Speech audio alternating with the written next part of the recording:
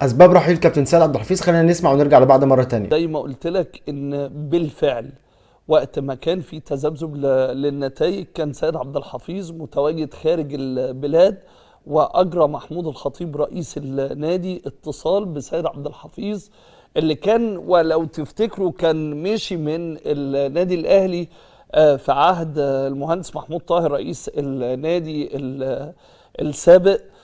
وقت طبعا المشكلة كانت كمان مع محمد يوسف وقتها المدير الفني، والاثنين وقتها كانوا مشوا. وبعدها جه محمود خطيب او كابتن محمود خطيب رئيس للنادي الاهلي. وبدأت طريقة العمل او طريقة تعامل سيد عبد الحفيظ دايما بيبقى ان هو بيقفل على الفرقة، ما بيخليش مسؤول من مجلس الإدارة بيبدأ يتدخل أو بيبقى في مشاكل. كان في التوقيت دوت لو تفتكر حسام غالي كان ومحمد فضل كان مدير أو منسق عام داخل النادي الأهلي، وحصلت مشكلة مع محمود خطيب في التوقيت دوت قبل ما ينضم، تنتهي المشاكل وتنتهي الخلافات مع محمود الخطيب، وانضم حسام غالي لعضوية مجلس إدارة النادي الأهلي. ظلت طبعا المشاكل دي موجودة ما بين حسام غالي وسيد عبد الحفيظ في ما بين الوقت للتاني، إلى أن انتهى الأمر طبعا بجلسة في التجمع الخامس. وكولر كمان كان اتكلم مع محمود خطيب رئيس النادي الاهلي ان هو عايز يعمل تغيير في الجهاز الاداري والجهاز او منصب مدير الكرة، وقد حدث بالفعل. فهي مشاكل وخلافات ورواسب قديمة هو ده السبب الرئيسي والسبب الوحيد لرحيل سيد عبد الحفيظ. محدش بقى يقول لك ان اصل سيد عبد الحفيظ مشي علشان اسباب اخرى، علشان امور معينة. لا، دي امور كانت متراكمة بقالها سنوات، واستمرت الى ان طبعا خلاص بيبقى في مجموعة طالما هي شغالة عليك هتفضل شغالة عليك.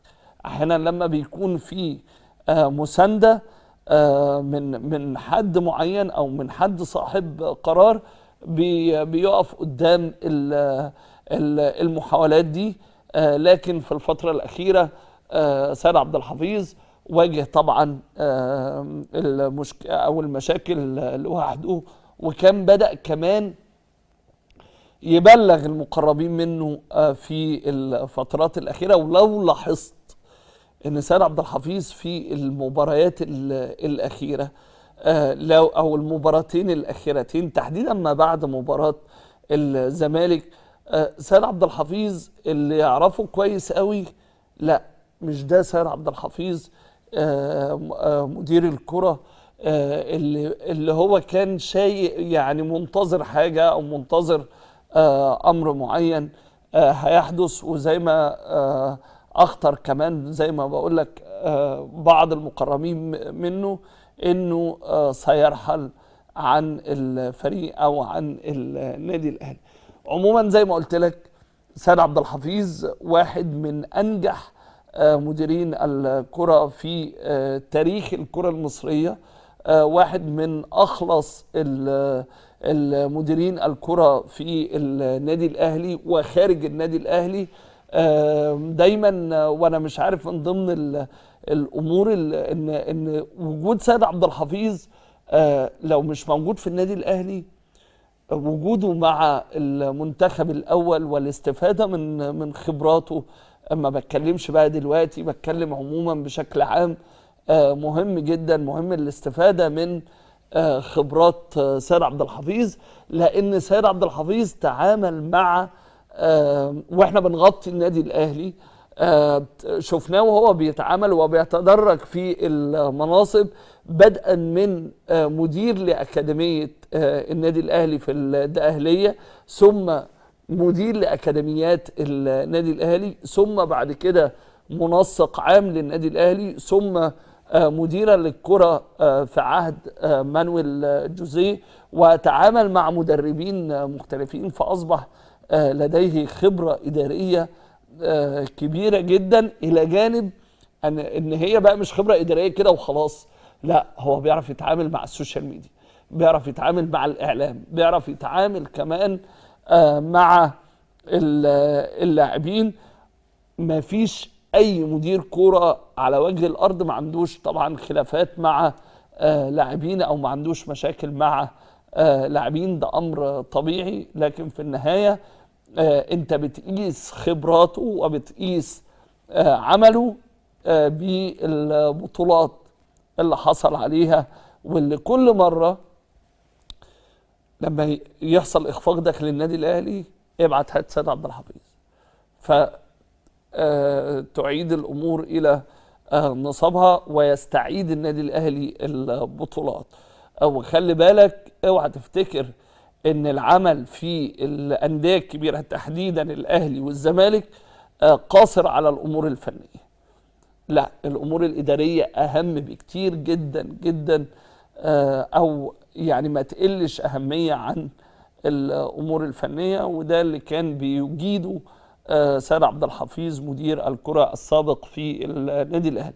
لكن في نفس الوقت تولى المسؤوليه خالد بيبو رئيس قطاع الناشئين في النادي الاهلي، واحد من الاسماء الكبيره اللي موجوده في الكره المصريه، واللي بدأ على طول بيشتغل شغل طبعا عايز يثبت نفسه، عنده مهمه طبعا تقيله جدا، انه جاي بعد اسم كبير اللي هو سيد عبد الحفيظ.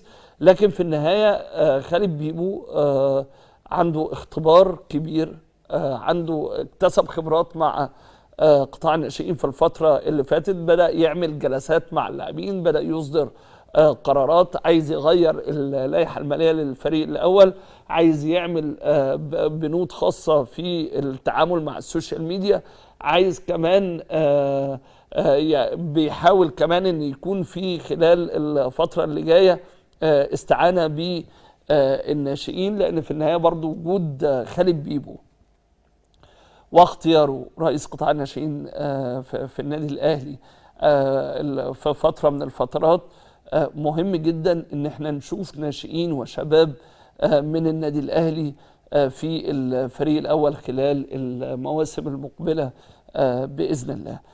زي ما حضراتكم سمعتوا كده، ده كان اسباب رحيل الكابتن سيد عبد الحفيظ من وجهة نظر طبعا الكابتن اسلام صادق، اللي انا شايف مع كامل الاحترام ليه طبعا مارسيل كولر ليس له اي علاقة برحيل الكابتن سيد عبد الحفيظ، والاتنين كانوا على وفاق تام جدا ومفيش اي مشاكل ما بينهم. ولكن ناس كتيرة جدا طلعت قالت لك ده مارسيل كولر هو السبب في التغيير وخلافه، او عبد القادر نتيجة ان هو نزل بوست بيهاجم فيه جماهير النادي الاهلي، او المشاكل اللي ظهرت في اللعيبه وما بينها البعض طبعا داخل الملعب وفي اوضه اللبس، وان كابتن سيد مش عارف يحتوى. فالاسباب كتير جدا الناس قالتها، ولكن السبب غير معلوم لحد الان، والنادي الاهلي ما وضحش دوت، وكان واجب اكيد طبعا على النادي الاهلي اثناء التغيير يوضح سببه. ولكن النادي الاهلي قال اني بيشكر الكابتن سيد عبد الحفيظ وبيعمل احلال وتجديد وضخ دماء جديده داخل هذا البوزيشن او داخل هذا المركز، ده اللي النادي الاهلي وضحه. وبالتالي تم تعيين الكابتن خالد بيبو رئيس قطاع الناشئين سابقا،